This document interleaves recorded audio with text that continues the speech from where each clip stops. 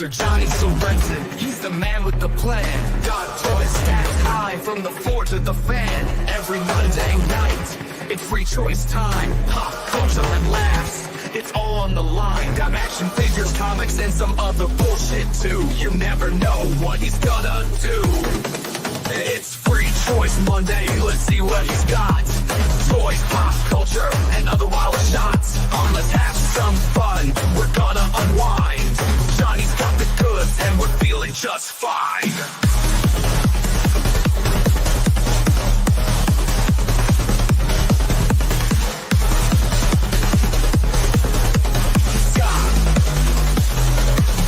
He's got rare collectibles, the ones that shine. From retro to modern, it's a collector's shrine.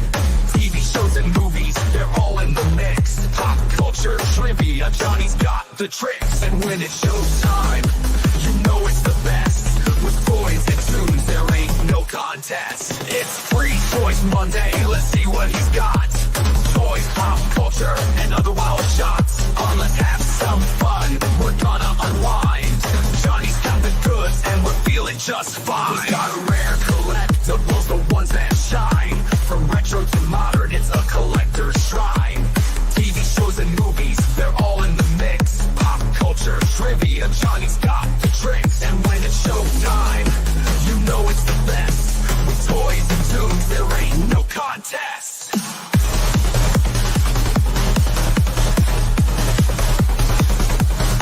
He's got rare collectibles, the ones that shine.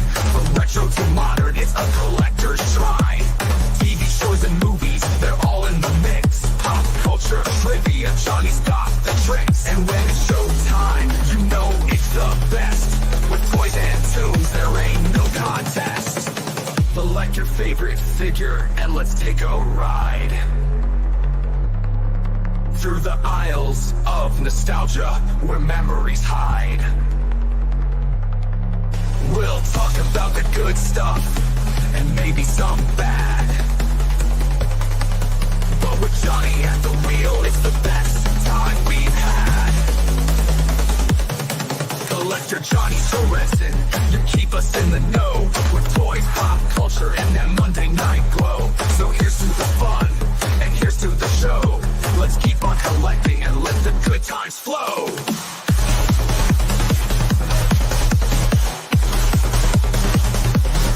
Collector Johnny Sorensen, you keep us in the know. With toys, pop culture, and that Monday night glow. So here's to the fun, and here's to the show. Let's keep on collecting and let the good times flow.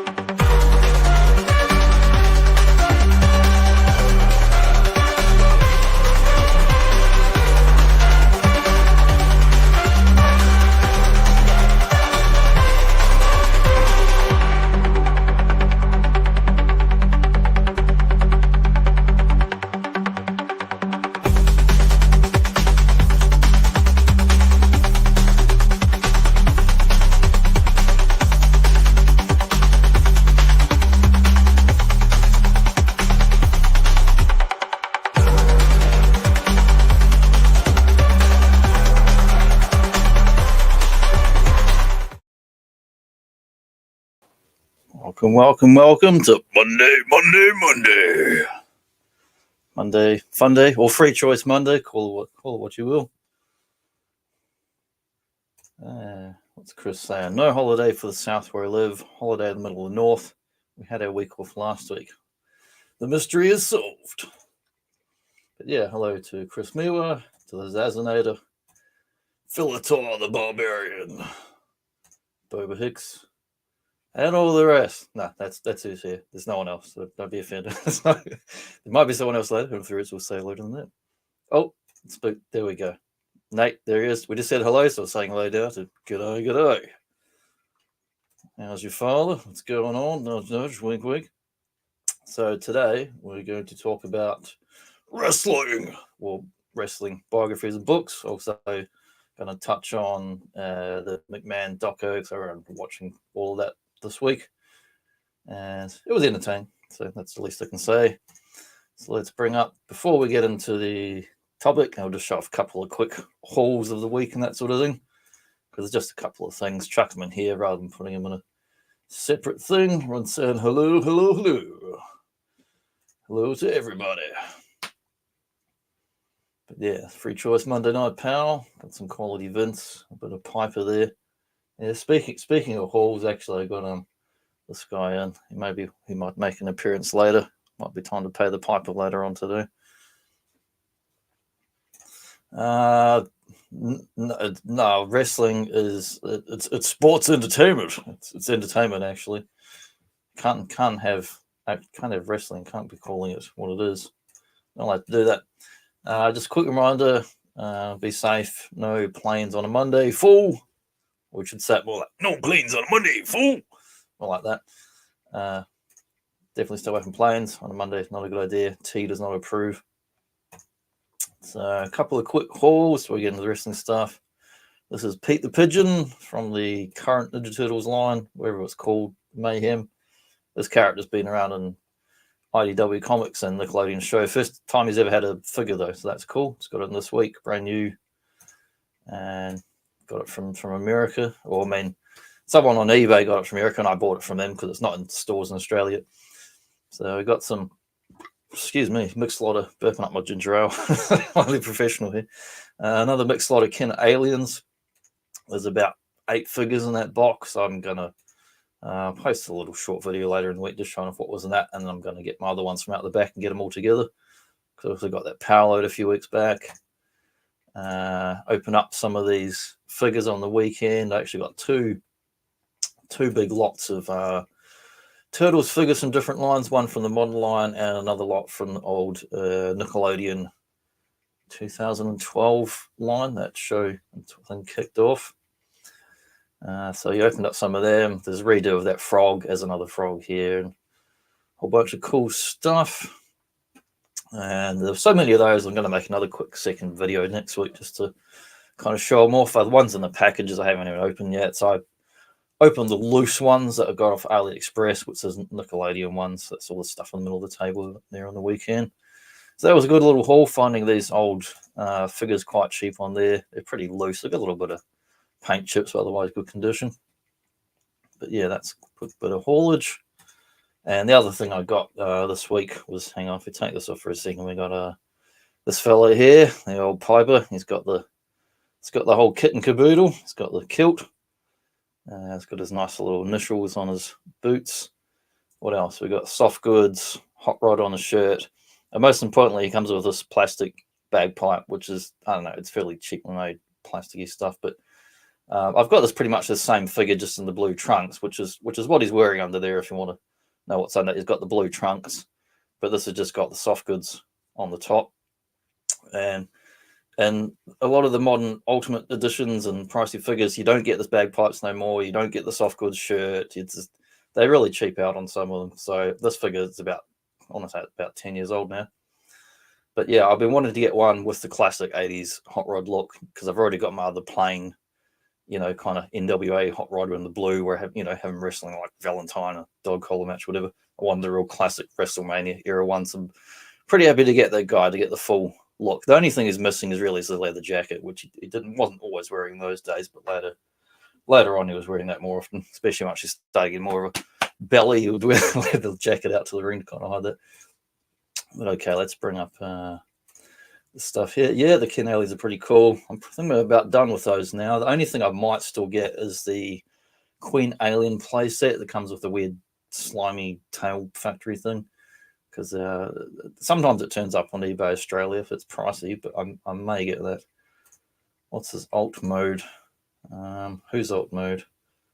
Trains. Is this referencing planes, trains, or Roddy Piper? I know Piper's alt mode is anger. So we're going to talk about some wrestling biographies. Before we get to that, I'll do it quickly. I'm going to touch on the McMahon documentary. So let's move things along here. Keep it all going. So there's a McMahon documentary that on Netflix. It's just called Mr. McMahon. The first slide here. This is just a quick still image from the show I was watching. It says, beginning in 2021, over 100 hours of interviews were filmed with Vince McMahon, family, business associates, and some of the World Wrestling Entertainment's most popular stars. So they did make that documentary over a couple of years. They got a lot of unprecedented access backstage while things are going on. Long-form interviews of people they edited into a documentary. And it started out as just a bog standard documentary or puff piece where it's like only going to say good things about him. But during the making of it, towards the end, the latest scandal hit. I said the latest because he's had so many over 30 years. It's not funny. He's like a serial scandalizer as far as hush money and payments. Boba Hicks said McMahon is a gentleman and scholar. Is that true? Well, it must be true because that's why on YouTube there's another great documentary I'm going to touch on here because this one's been out a couple of years. I think it was last year. Behind the Bastards. Awesome podcast. It's on YouTube. You can look it up, Behind the Bastards. And there's a 6-part series, which is 2, 3, 4, 5, 6, 7. It's about 8 or 9 hours worth over 6 episodes. I've listened to all of them at least 3 times. They're absolutely enthralling. And it completely eclipses anything they touch on this Netflix show, which is kind of the Netflix version is like a kind of best of the 90s wrestling and little snippets of McMahon. And then because the scandal stuff hit and was out in the papers and legal action, they touch on that because they basically had to. And then the show actually got cut short by at least an episode pretty much because McMahon refused to be anymore once it all came out in the press because he couldn't do much about that. But this Behind the Bastards independent YouTube doco thing is completely separate, nothing to do with the Netflix. It's been out for a year or two. Really fantastic, worth a listen. It's on YouTube, it's on iTunes, other places you find podcasts. I know probably on Spotify. I didn't use that, but imagine it's on there, one of those. And this one gets into all the nitty gritty. That gives you a whole brief history of the first 100 years of wrestling and show wrestling and carnies and all that. And the whole background of the Vince McMahon family when he was a kid. Gets into a lot of detail from research from books such as some of the ones that will come up in my biography books later on here. But yeah, that's really super in depth. So I'd listened to this a whole bunch over the last 6-12 months. And then when I watched the Netflix one, I'm like, I bet this will be kind of cliff notes. And it pretty much is. It is entertaining. And it's worth a watch if you're into wrestling and that. Hot Rod's alt mode. Yeah, well, his alt mode is like if you tackle him on the way to the ring, he's going to like just like knock you out or seriously injure you, which he's done to guys a bunch of times. I mean, these are guys that stabbed him on the way out to the ring and he fought back and pretty much knocked them out and did all sorts of stuff to them.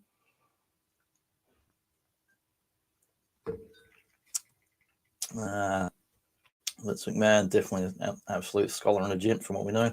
So as I was saying, if you're going to pay for women's sex, you may as well pay to women for sex. Yeah, the main issue with McMahon is it's not really even about prostitution, which is almost an entirely separate thing. Everything to him comes down to power and manipulation of people, and he always is the dominant person, and everyone from his family to his employees, which is like office workers as well as wrestlers, they all kind of like bow down to him and have to follow his word as law, or was before he was booted out of his own company. So it's really about that. Other than him being like deviant behind the scenes, that's not a secret. It's kind of been known about for a long time. But he's had a number of like sexual harassment suits and other things going all the way back to the 80s. And each time he's basically just paid them off and given them hush money and said, go away, and made them sign a non-disclosure agreement. And that's happened a whole bunch of times. And for people that follow behind the scenes stuff in wrestling and get into the books and that's not a secret, but just the latest one was last year or so. That was like the newest one and blew up real big because for the first time we had a lot of first-hand eyewitness recording and accounts that came out via emails that were sent anonymously to WWE. So the whole board and everybody knew about it. So it was kind of like a power play. They knew it was going to affect McMahon and affect the company, so they made it public. And then it got reported on by, I forget which American website / newspaper, whatever, talked about it. But I mean, several did. But the lady who covered it in detail was actually like a sex crimes specialist who talked about it and brought it out. What's Bobby saying? McMahon documentary is worth a watch for newer casual wrestling fans, but long-term fans probably find much they didn't already know. Yeah, that pretty much sums it up. Like, it is entertaining. It's what's just what Nate was saying. Shows every bastard in 3 geese in a skin suit. It's entertaining and well made, like most modern documentaries. Like, it's got good professional editing and music and yada yada. But it's like when you go to watch a modern Hollywood film, it's technically well made, but does it have any heart and soul? Is it saying anything new or interesting? It's not saying anything new, but it is a good summary of a lot of McMahon's nonsense, because it touches on familiar things like the steroid scandal back in the 90s, the failed bodybuilding federation he got involved in, the failed XFL football league he tried to start, and a whole bunch of other stuff that was seen multiple times in the last 20 years in other documentaries, mostly made by WWE, because they're always making their own ones.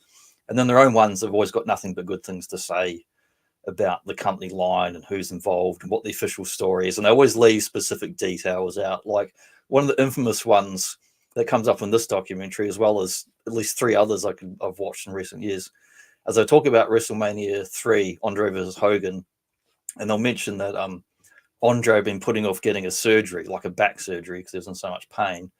And McMahon had encouraged him to, according to McMahon, he said he encouraged him to go and get a surgery and get fixed up.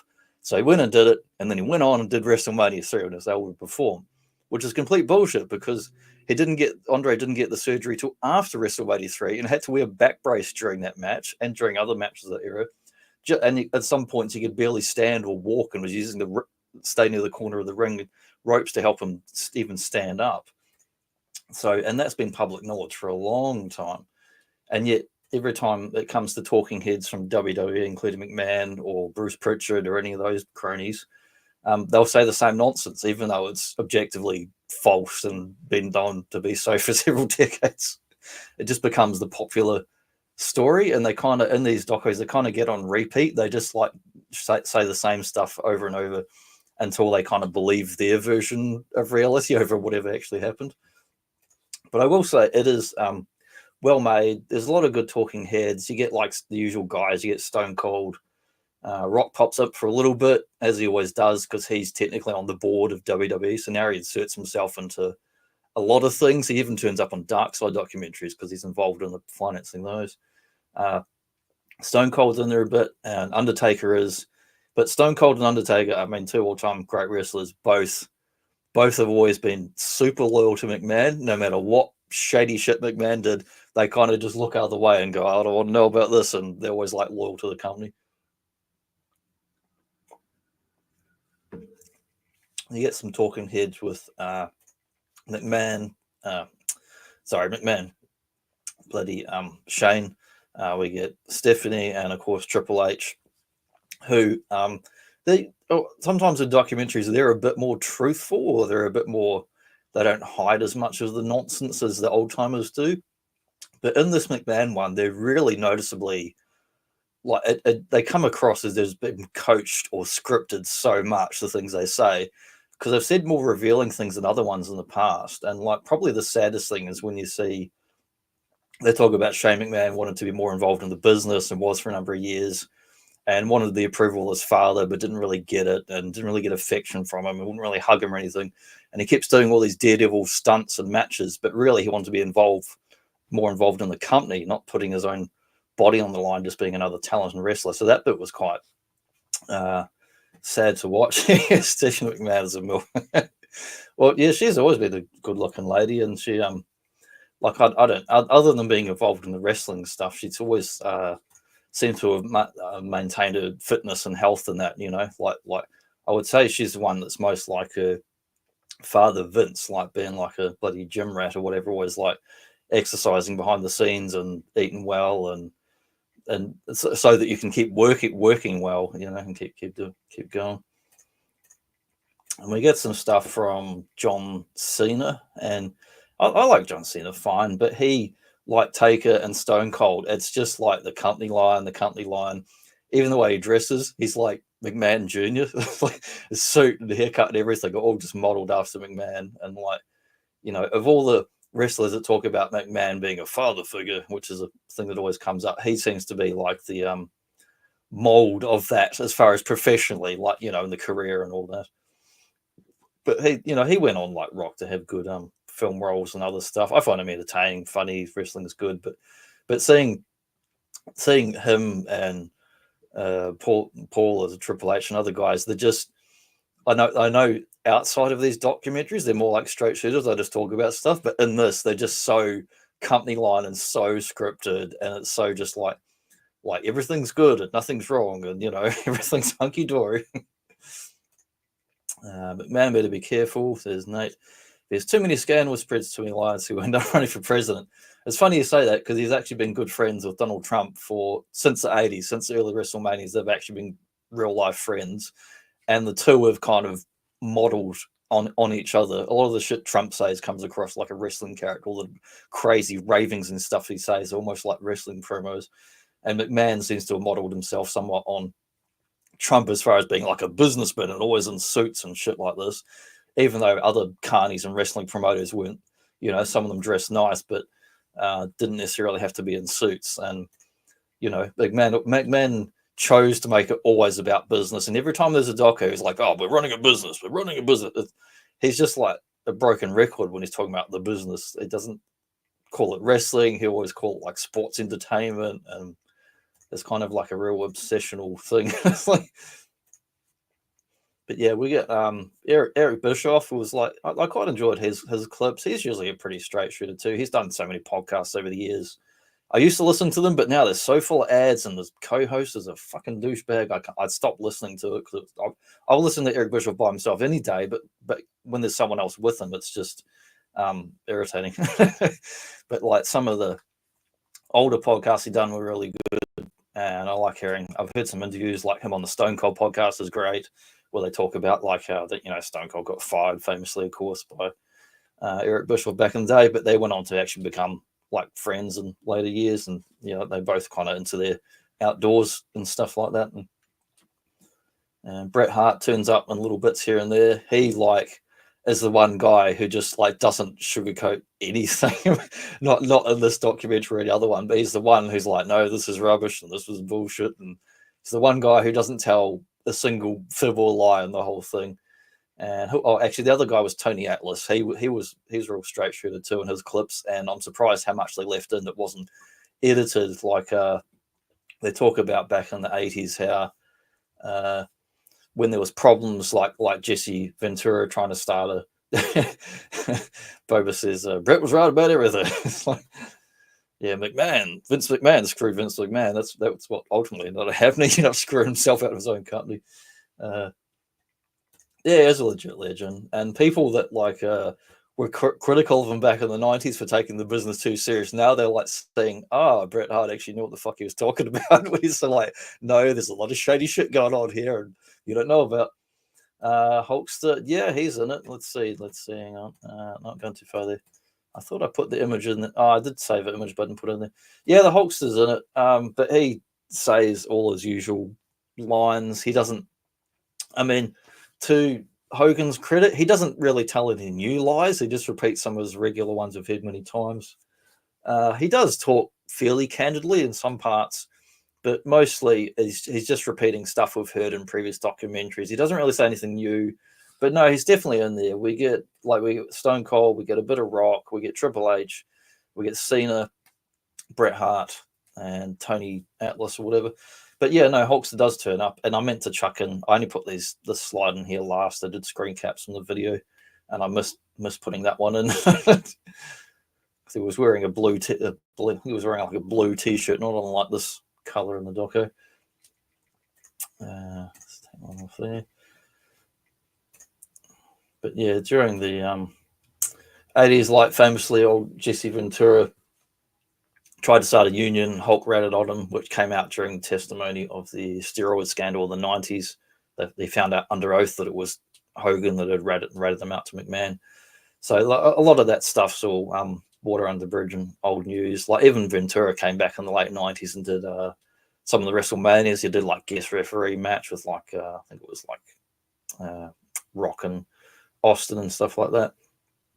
And so even near the beginning of this documentary, we got this headline here: Vince McMahon stepping aside from the role as WW CEO and chairman, because he, of course, owned the company, which is like Titan Sports Entertainment or whatever since the 80s, 2000s, or used to be like Capital Wrestling or whatever it was called on paper legally.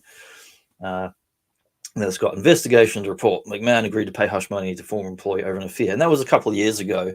And that came out during the making of this documentary. And then, but that was kind of like the headline. We didn't know much about it. And then as we went on, more came out during the making of the documentary, which took over a year.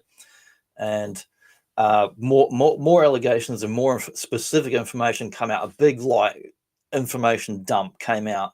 Somebody sent it to several people. I sent it to WWE, got sent to reporters, so it came out publicly, and it was a lot of information. Like even the wrestling podcasts that will talk about any tidbit of news, it took them some of them days to even look through what became publicly available, because it was all like bits of emails and texts and messages, all mass recorded and put up online for people to see in big long articles that were showing verbatim bits of like conversations and such. And there was all sorts of stuff about, I won't repeat the sort of details, but there's stuff in there about sexual abuse, degradation. Sex trafficking comes up because they have funny laws in America where basically if you pay someone for sex and they're from out of state, and it gets classed as sex trafficking or something like that, regardless of what gender or what age or anything like that, it's just the fact that you're going across the state border, it becomes a crime. So it gets confusing when I hear stuff like that, because you don't typically hear about that. But yeah, it is a decent doco. It's I plowed through it in about a day and a half, just watched them back to back. It's breezy entertainment, and if you're not interested in all the real behind the scenes sorted stuff, you wouldn't know what wasn't in there. But there's quite a bit of stuff they just really skip right over, like McMahon's early younger life for up to about age 10 or 12.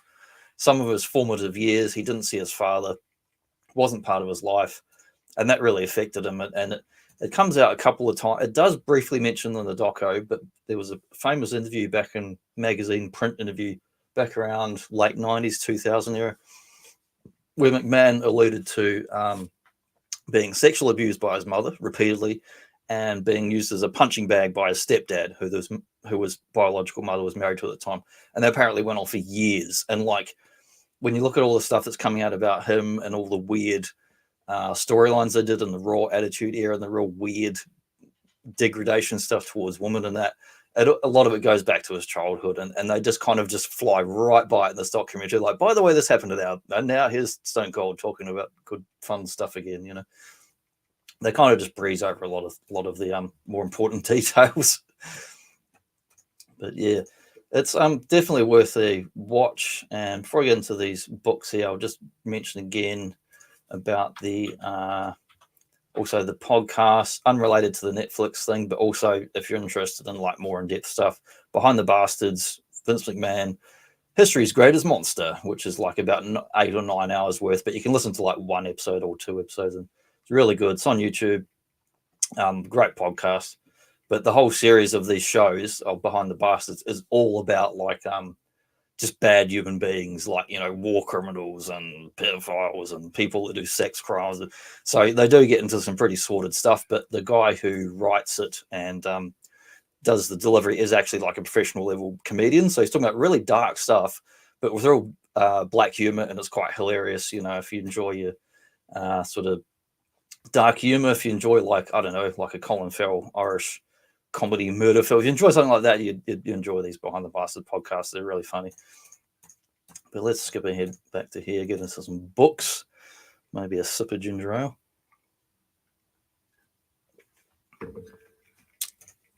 But got a heap of different wrestling biographies, autobiographies, and memoirs I've picked up in recent years. I've just been getting, it's become my main hobby, I guess, in the last couple of years, of just watching old classic wrestling and reading these books.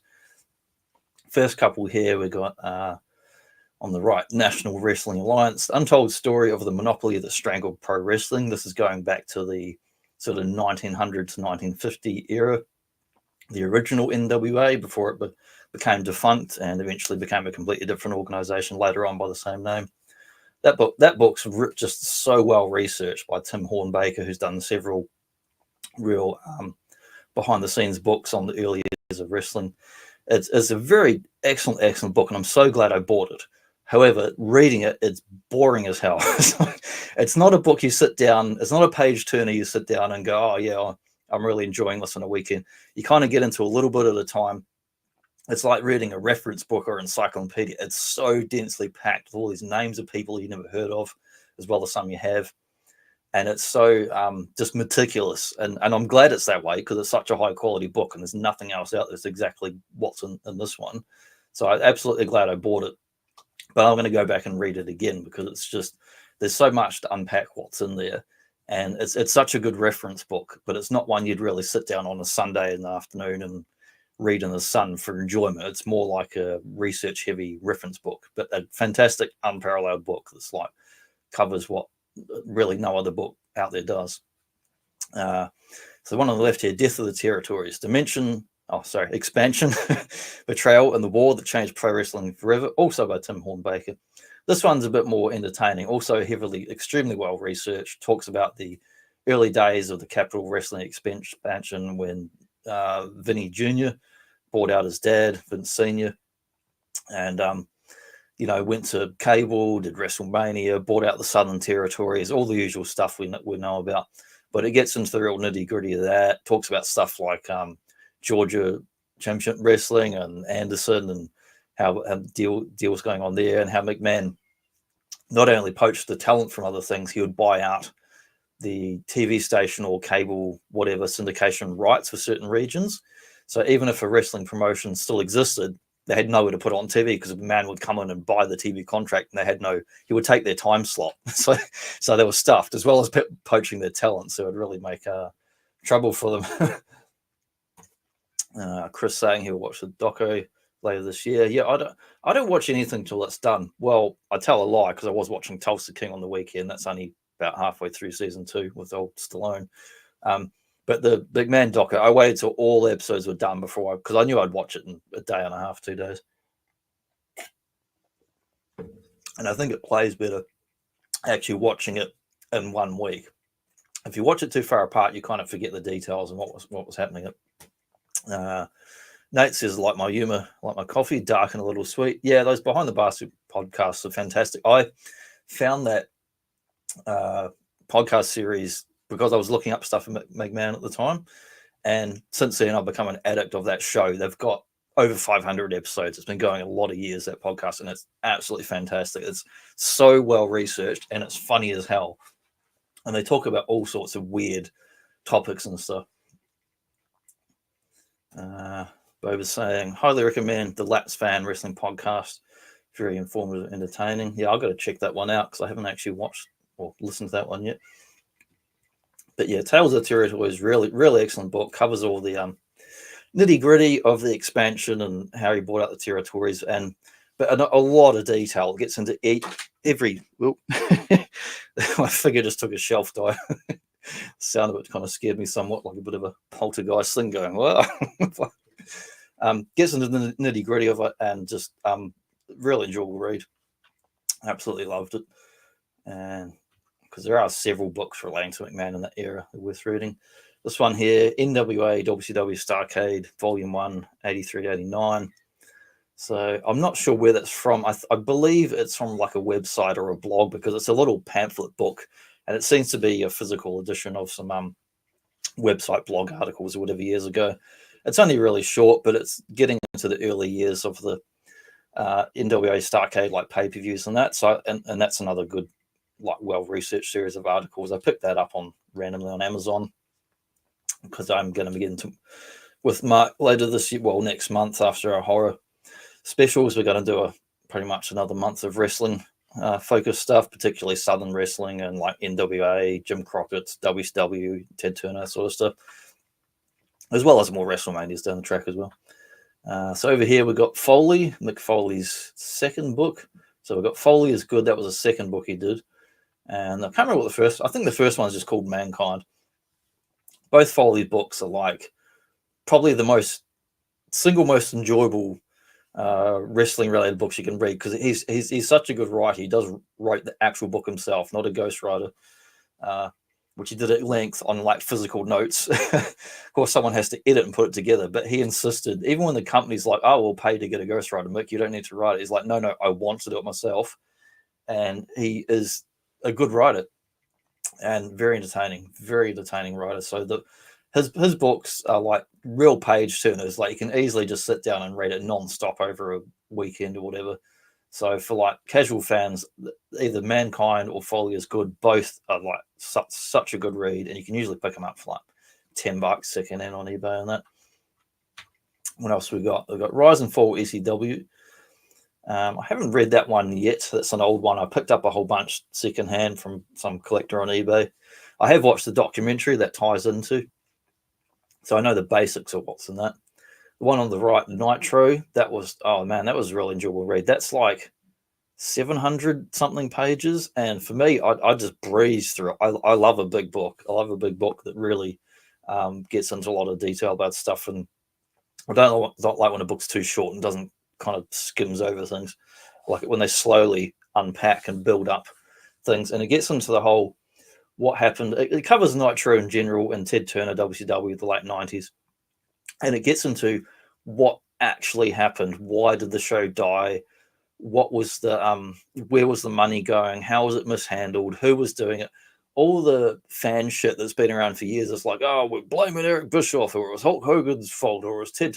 It was none of them. It was none of their faults, because it was fucking Time Warner merger, which we knew about back then.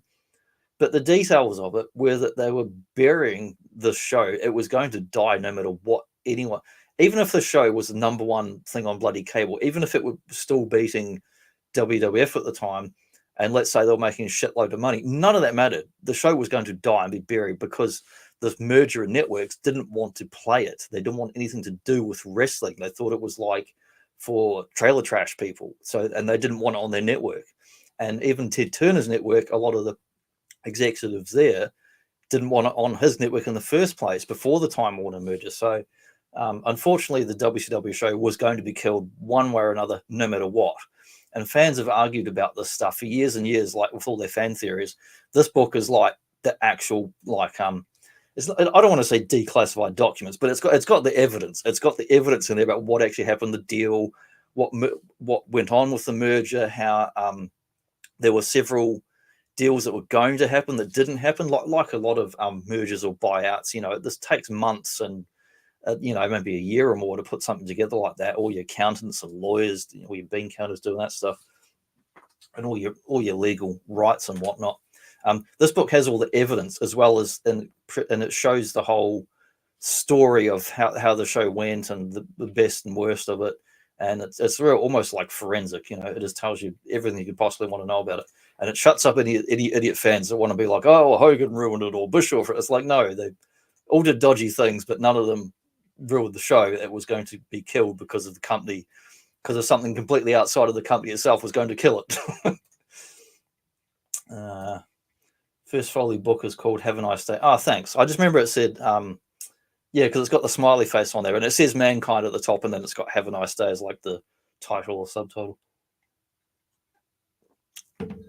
Now, in related news, Nate likes big books, and he can't lie. Well, your paperbacks I can't deny. It's good to hear. I like some big books. But yeah, that Nitro book, man, I love that. That's a really, really good read.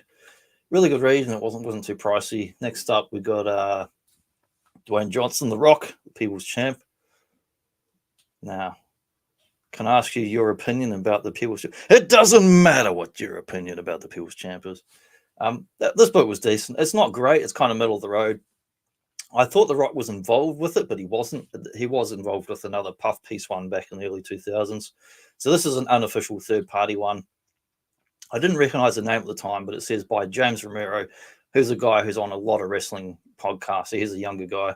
So when I realized it was him, I went, oh man, that dude's, he's in his 20s going on 30. When he wrote this, I was actually really impressed because he's like a much younger guy, like who's obviously got into stuff, become a real aficionado of wrestling podcasts and stuff, and his work is excellent. So I kind of elevates the book a little bit more when I realize that he's basically like an amateur type guy, but he's written a really professional level book as far as the presentation and research. So it's entertaining, gets into Rock's history and his family and all that. It's not bad. I was Backlund, next one up here, All-American Boy to Professional Wrestling's World Champion, forward by Roddy Piper. I haven't read that one yet. I've just got that a few months ago. Apparently it came out a few years ago, but it just in the last 12 months, it got a brand new edition. So it'd been out of print for a while. So that one I'm going to be reading next, but I started reading a JR book just today, and that's shorter. So I'll probably read that. And I've also got my Macho Man book is sitting out in the car, and I forgot to take a photo of that. And it's still been in the car 2 weeks now. I started that, and it's sitting out there. So Backlund might be on the back burner.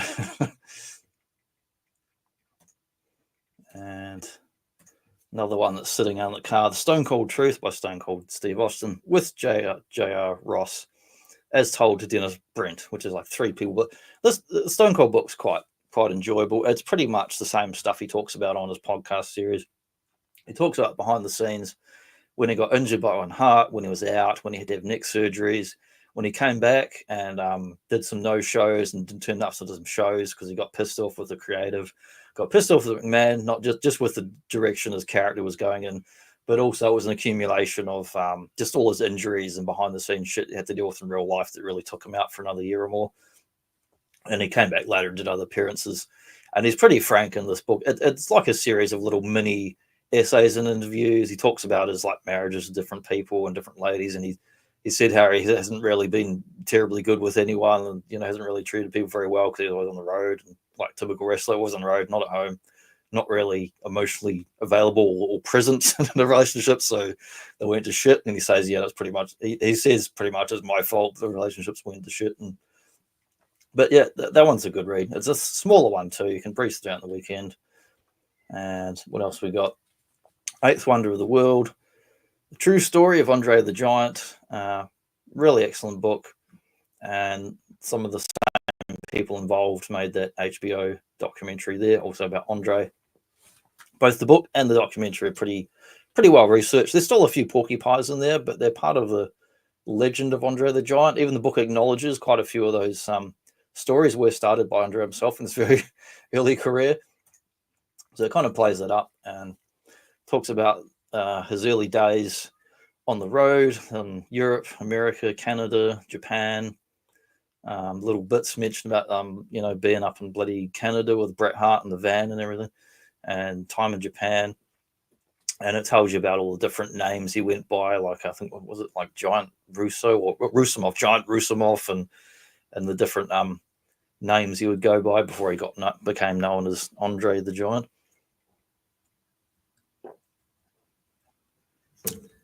Would put the Andre book in the probably top 5 of wrestling books I've read in recent years. Just like fantastic read.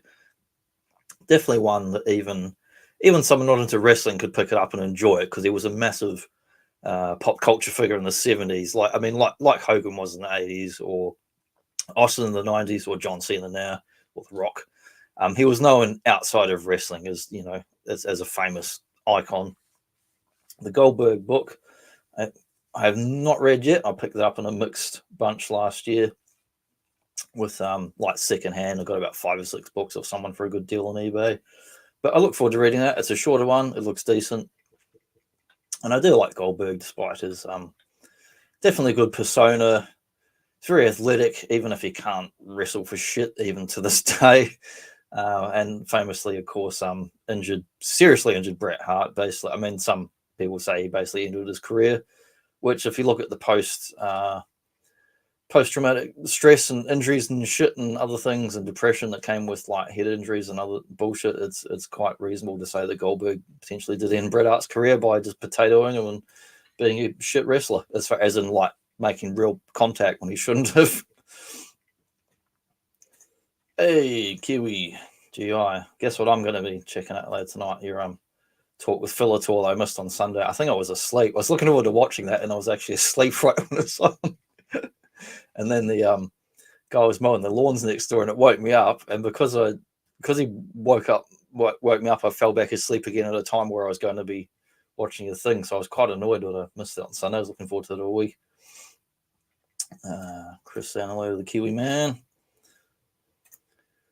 And what else we got in there? We're gonna coming towards the end here. Oh, these are a couple of fantastic ones, man. So we got another Tim Hornbaker one, The Last Real World Champion, The Legacy of Nature Boy Ric Flair. This book just covers everything about Ric Flair, but it's not a biography. It's a wrestling biography, as in like the sports part, not so much the fiction part. It's a real like accounting of his entire career, all the promotions, the storylines, the feuds, who he teamed up with, who he didn't team up with, who he was friends with in real life, who he wasn't friends with. So it's not about his personal life. It's not really about his family or stuff. It's just about his whole wrestling career, and it's covers everything from the very earliest days when he was quite big and chunky, even that football size, before he slimmed down. Covers when he tag teamed with like Dusty Rhodes before years later going on to have big feuds with Dusty Rhodes and the storylines. You know, Steamboat, all the iconic matches, and it's just really almost like a DVD director's commentary sort of thing. Like when you can easily open this book up and look up some matches and be like, oh man, I'm going to watch this match where he talks about here, and even see the kind of behind the scenes stuff and go back and revisit things. Like really great book. Just came out in the last 12 months, brand new. I got it on like release day from Amazon that shipped out, and just devoured that book. Such a good read. The one on the left here, it's called Dazzler Dunlop, Inside My Squared Circle by Ken Dunlop. And this one is by an Australian wrestler that I'd never heard of. I just came across this on, I don't know, Amazon or whatever. It's like, here's some books you might like based on other wrestling books. So he was an Aussie guy, and he was wrestling in the 70s. And back in the 1970s in Australia, we had wrestling called WCW. You might think, what the hell is that? There's nothing to do with Nitro in the 90s. Completely different thing. Apparently, I think it was first started by Jim Barnett, and it became like a sort of franchise or subsidiary in Australia, and it was mostly based around like Melbourne, but they would sometimes go Melbourne, Sydney. And this bloke actually lived way out in Latrobe Valley, which is East Gippsland in the state of Victoria in Australia. I've also lived out there. So I was reading bits of this book. He's going, I lived here and went to this. I went, oh man, I lived there and I've been there. So it was quite funny reading this book going, I've also lived in that same region. Really good, like self-published autobiography. It's also the only biography of an Australian wrestler. Like there is nothing else. There's nothing. So it's one of a kind. And he did turn up. I'm not sure if he's in the documentary. There was an Aussie documentary I picked up on a DVD that was about the 70s Aussie wrestling called Rough, Tough and Real. I did actually upload that to my YouTube. It's never been blocked. It's still on there because the DVD has been out of print for over a decade. So I chucked it up there for people that want to check it out. Really good read. Fantastic book. And he's very honest, and there's no... this one's like a real autobiography, warts and all. He's not talking about like the Aussie 70s wrestling. It's not so much about characters. It's more just about actually the wrestling, more like the Southern style wrestling. It's not so much about gimmicks and characters so much. But yeah, really excellent read. Smash that like button. Give it a woo if you can. Might as well.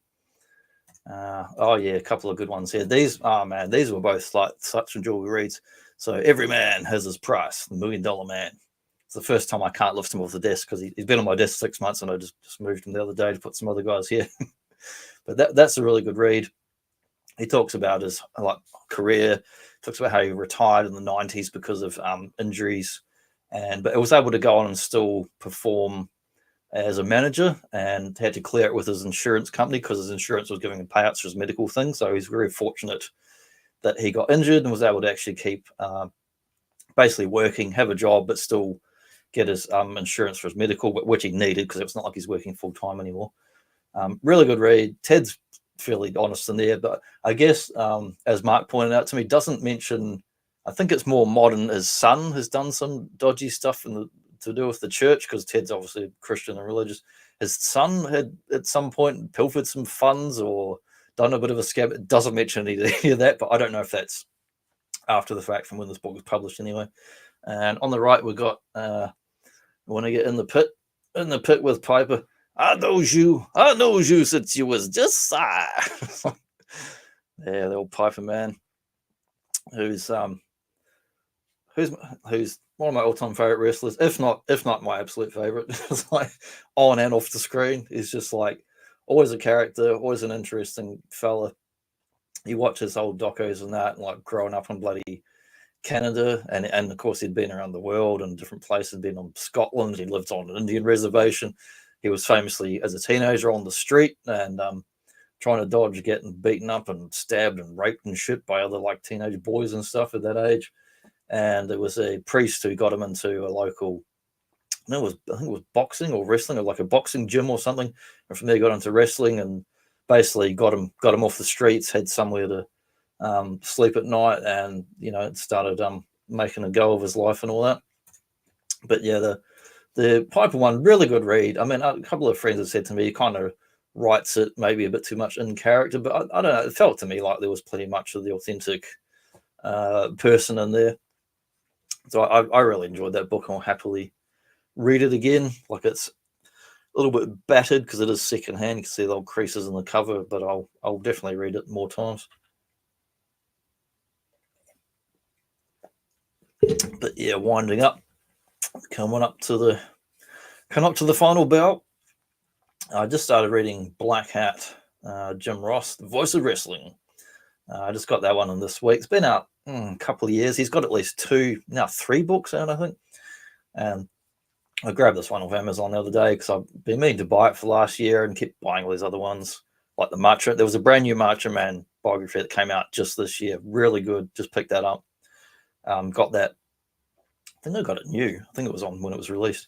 The Macho Man book's really good. That's out in the car, so I can't show it at the moment. Sitting in I forgot it was out there. It's been I left it in the car for about 2 weeks, and it's in a bag or something out there. I've got to bring it in because I was reading it at work one day when I had a break. And the one on the left here, don't know much about it, but I just picked it up based on recommendations. Kayfabe, A True History of Professional Wrestling, Skilled Carnival Con Man, Vicious Barroom Brawlers, Out of Their Depth Celebs, and the Rise of the MMA Fighters. This one's really good. Gets into like early stuff like 1900s and all that, and then into the modern stuff. And that one's another 500, 700 pages, something like that. It's going for a good price, and it's like first as soon as I opened the page and read a couple of bits, I went, "Yep, I'm well into this one." It's a real good historical kind of one, and well written, well researched, and good read, real page turner. But that brings us up to these ones here. Got Positively Unstoppable, The Art of Owning It, Diamond Dallas Page. Haven't read that one yet. It's another mixed lot I picked up secondhand. I'll be reading that sometime later this year. But I've watched all the DDP documentaries and interviews, listened to his podcast stuff. So I love DDP, man. He's one of my top 5 guys. Like Piper on and off the screen, he's just a great guy. And his influence on looking after Jake. I mean, there's a reason Jake the Snake's still alive, because he helped him get off rehab and get him into his DDP yoga and all that. These 2 I read in the last year or so. Oh yeah, Kiwi GI Customs. He's turning around, turning this way. He's coming back around again. Cream of the crop, raise him to the top. But I don't do any more of that because it hurt my throat. You do DDP yoga. It's a life-changing experience. There you go. Now we know it's not all hype. It's not all hype. Yeah, I think he's awesome. Like, I love him as a wrestler. I like him even more just as a human being. Even like when you watch the docos, his ex-wives even talk about him. Go, oh man, Dallas is just such a great guy. He's so positive. They still get on with him, and yeah, DDP is awesome. And he's really dedicated to looking after other folks. Is what I love about him. These 2, if you're looking for like casual books to get into that are just like absolute page turners, Becky Lynch, The Man, and Bret Hart, Hitman. The Becky Lynch one's like average size paperback. Bret Hart one's quite a bit longer, but I read it through in the weekend. These ones are just so breezy, really enjoyable, very conversational. Everything's written kind of like first person, from like they're talking directly to you, having a conversation. Like such great reads. These two will definitely be reading again in the next few months. And here we go, bringing us up to the end of tonight's feature presentation. Good for business. Monday Night Raw.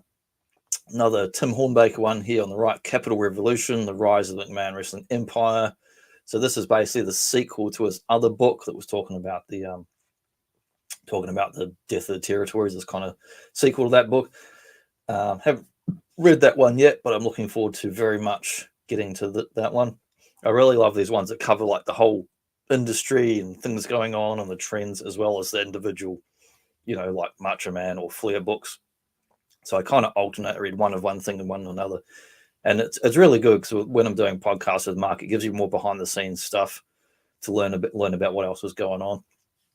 And the one on the left, Ringmaster, Vince McMahon and the Unmaking America.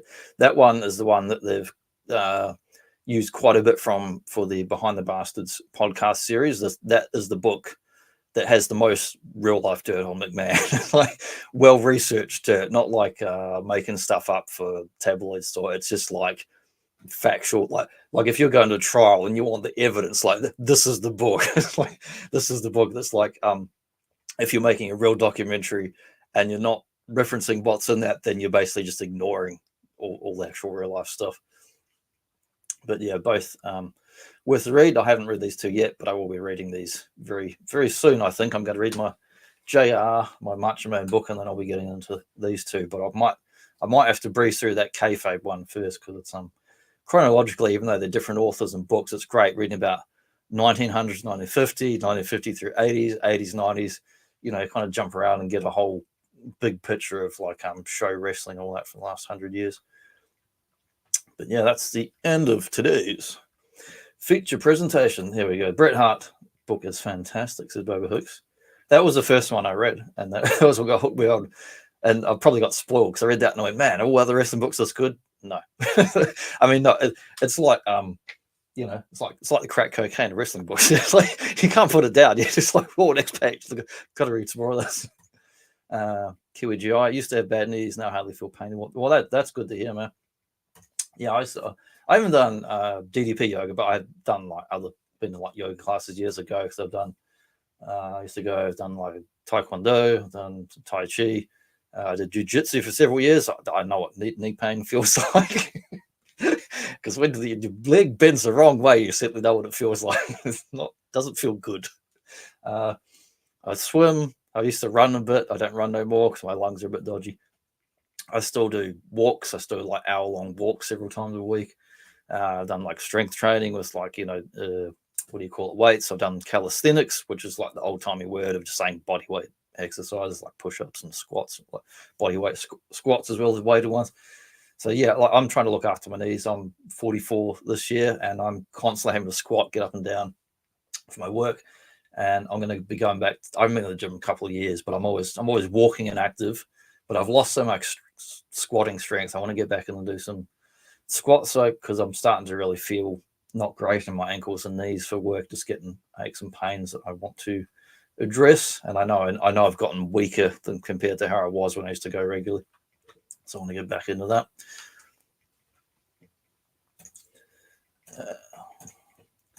But yeah, that's about it for today's Thingamy. Thanks for checking it. Thanks for checking it out at one time, won't you? I'm stealing a little phrase from those over there. Next week, don't know if we got a topic. I mean, I'm going to do it on Monday thing. I'm kind of making this a regular thing just to hang out, something else to do. Keeps me from getting insane in the membrane and getting bored. So I've always got things in my mind, things I want to talk about. So I don't know next week if I might do another toy-related thing, or I might talk about movies or wrestling. We'll figure it out. I might try and figure out my topic, and then I might try and put it scheduled so I can put it up, and then you can see a thumbnail and get some idea what's going on. But I haven't decided. I've got loads of topics I could talk about. It's just kind of make a list and cull it down and go, what do I feel like talking about this week outside of what we already do on the Boba Joe show with Mark, because I've got loads of things going on there. We've done yeah, we're doing our horror month. We've done Halloween and Fog. Next weekend, talking about Prince of Darkness. After that, doing The Thing. After that week, we're going to be doing some wrestling specials. Got a bunch of them coming up. Thanks, Nate. Great chat. Johnny. Oh, Chris is saying cream. It's because I'm drinking ginger ale. It's making instead of hydrating me, it's actually making my throat more dry. So before I do one more sign off, we'll get a bit of water.